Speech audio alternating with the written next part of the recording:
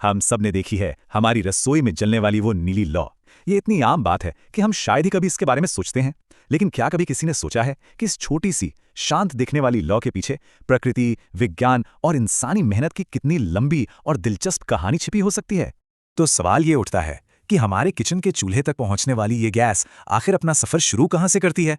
चलिए आज इसी सवाल की तह तक चलते हैं और इस पूरे हैरत अंगेज सफर को एक साथ समझते हैं।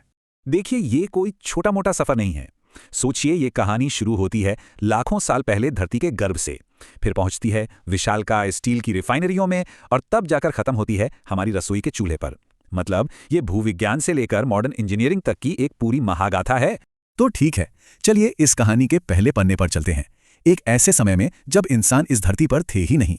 जरा कल्पना कीजिए एक ऐसी प्राचीन पृथ्वी की जिसके समुद्रों में करोड़ों छोटे छोटे जीव तैर रहे थे और जमीन घने जंगलों से ढकी हुई थी। यही वो जीवन था जो एक दिन हमारी रसोई की आग बनने वाला था। फिर क्या हुआ? समय बीतता गया। जब ये पेड़ पौधे और समुद्री जीव मरे तो वे समुद्र और धरती की तलहटी में जमा होने लगे। उनके ऊपर मिट्टी और चट्टानों की परत पर परत जमती गई और लाखों सालों तक इन परतों के जबरदस्त दबाव और धरती के अंदर की बेहिसाब गर्मी ने इस जैविक मलबे को धीरे धीरे एक गाढ़े काले तरल में बदल दिया, जिसे हम कच्चा तेल या क्रूड ऑयल कहते हैं। तो ऊर्जा का ये प्राचीन खजाना तो तैयार हो गया, लेकिन अब हमारे आज के युग की सबसे बड़ी चुनौती सामने थी। इसे धरती की गहराइयों से ढूंढकर बाहर कैसे निकाला जाए? अच्छा, यहाँ एक बहुत बड़ी गलतफहमी है जो अक्सर लोगों को होती है। कच्चा तेल जमीन के नीचे किसी बड़ी झील या तालाब की तरह जमा नहीं होता है। असल में ये तेल और गैस चट्टानों के अंदर मौजूद लाखों करोड़ों छोटे छोटे छिद्रों और दरारों में फंसा होता है, बिल्कुल एक स्पंज में पानी की तरह। तो अब सवाल ये है कि इन छिपे हुए खजानों को ढूंढते कैसे हैं? इसके लिए वैज्ञानिक एक बहुत ही कमाल का तरीका अपनाते हैं। समझिए कि ये धरती का एक तरह से अल्ट्रासाउंड करते हैं। वो जमीन में हल्की कंपन यानी वाइब्रेशंस भेजते हैं। ये तरंगे जब नीचे जाकर अलग अलग चट्टानों से टकराकर लौटती हैं तो कंप्यूटर उनकी वापसी के समय का विश्लेषण करके धरती के अंदर की एक 3D तस्वीर बना देता है, जिससे तेल के भंडारों की सही जगह का पता चल जाता है। एक बार सही जगह मिल गई तो ड्रिलिंग का विशाल काम शुरू होता है। अगर भंडार जमीन पर है तो बड़े बड़े ऑनशोर रिग्स लगाए जाते हैं, और अगर यही खजाना समुद्र के नीचे है तो वहां तो इंजीनियरिंग के ऐसे ऐसे चमत्कार देखने को मिलते हैं। विशाल ऑफशोर प्लेटफॉर्म्स जो समुद्र की सतह से कई किलोमीटर नीचे तक खुदाई कर सकते हैं। जब ड्रिल तेल के भंडार तक पहुंचती है तो जबरदस्त दबाव के कारण यह गाढ़ा काला सोना पाइपलाइनों के जरिए ऊपर की ओर धकेला जाता है। यहां से शुरू होता है इसका अगला सफर, एक रिफाइनरी की ओर। अब हम कहानी के उस हिस्से में आ गए हैं जहां असल में जादू होता है। रिफाइनरी एक विशाल औद्योगिक शहर की तरह है जहां इस काले बेकार से दिखने वाले तेल को हमारे काम की चीजों में बदला जाता है। इस जादू के पीछे का जो विज्ञान है उसे कहते हैं प्रभाजी आसवन, या जिसे अंग्रेजी में फ्रैक्शनल डिस्टिलेशन कहते हैं। ये कच्चे तेल में मौजूद अलग अलग चीजों को उनके उबलने के तापमान यानी बॉइलिंग पॉइंट्स के आधार पर अलग करने की एक प्रक्रिया है। चलिए इसे एकदम आसान भाषा में समझते हैं। कच्चे तेल को लगभग 400 डिग्री सेल्सियस पर खूब गर्म करके भाप में बदल दिया जाता है। इस गर्म भाप को एक बहुत ऊंचे टावर यानी कॉलम में भेजा जाता है। जैसे जैसे ये भाप ऊपर उठती है ये ठंडी होने लगती है, और क्योंकि हर ईंधन का बॉइलिंग पॉइंट अलग होता है तो डीजल, केरोसिन, पेट्रोल और हमारी LPG सब अलग अलग ऊंचाई पर वापस तरल बनकर जमा हो जाते हैं। और जरा देखिए ये कितना दिलचस्प है। कच्चे तेल के एक बैरल से सिर्फ हमारी रसोई गैस ही नहीं, बल्कि पेट्रोल, डीजल से लेकर हवाई जहाज का फ्यूल तक कितने सारे जरूरी उत्पाद निकलते हैं। हमारी रसोई गैस इसी मिश्रण का एक छोटा लेकिन बेहद कीमती हिस्सा है।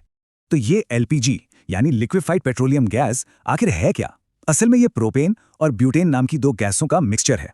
इसकी सबसे बड़ी खासियत या कह लें कि इसका सुपर पावर यह है कि अगर इस पर थोड़ा सा दबाव डाला जाए तो ये गैस से तरल बन जाती है, और इसी कमाल के गुण की वजह से इसे सिलेंडरों में भरकर ट्रांसपोर्ट करना मुमकिन हो पाता है। रिफाइनरी में तैयार होने के बाद अब हमारी LPG तैयार है अपने सबसे लंबे सफर के लिए। एक ऐसा सफर जो समुद्रों और महाद्वीपों को पार करके हमारे घरों तक पहुंचेगा। लेकिन इस सफर पर निकलने से पहले एक बड़ा ही मजेदार सवाल है। क्या किसी को पता है कि शुद्ध LPG की अपनी कोई महक नहीं होती? जी हाँ, बिल्कुल गंधहीन। तो फिर वो जो एक तेज अजीब सी गंध आती है गैस लीक होने पर, वो कहां से आती है? तो इसका जवाब है एक बहुत जरूरी सेफ्टी फीचर। असल में LPG में जानबूझकर एथिल मर्कैप्टन नाम का एक केमिकल मिलाया जाता है। ये केमिकल गैस को एक बहुत तेज सड़े हुए अंडे जैसी गंध देता है, ताकि खुदा ना खास्ता अगर कभी गैस लीक हो तो हमें तुरंत पता चल जाए और एक बड़े हादसे को टाला जा सके। अब जब सुरक्षा पक्की हो गई तो LPG एक तरह की ग्लोबल रिले रेस पर निकल पड़ती है। पहले इसे विशाल समुद्री जहाज़ों में भरकर एक देश से दूसरे देश पहुंचाया जाता है, फिर बंदरगाहों से इसे खास रेल टैंकरों और फिर सड़क टैंकरों के जरिए देश के कोने-कोने में मौजूद फिलिंग प्लांट्स तक भेजा जाता है।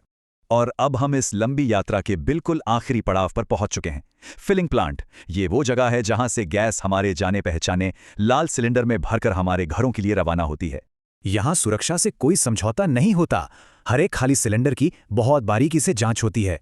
कहीं कोई जंग तो नहीं लगा, कोई दरार तो नहीं है, वाल्व ठीक से काम कर रहा है या नहीं। इन सब जांचों में पास होने के बाद ही सिलेंडर को भरने के लिए आगे भेजा जाता है। इसके बाद हाईटेक मशीनें हर सुरक्षित सिलेंडर में बिल्कुल सटीक मात्रा में एलपीजी भरती हैं। भारत में एक घरेलू सिलेंडर में आमतौर पर 14.2 किलोग्राम गैस भरी जाती है।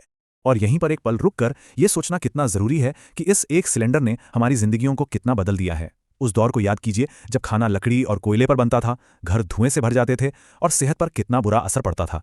एलपीजी ने करोड़ों रसोइयों को साफ, सुरक्षित और बहुत आसान बना दिया है।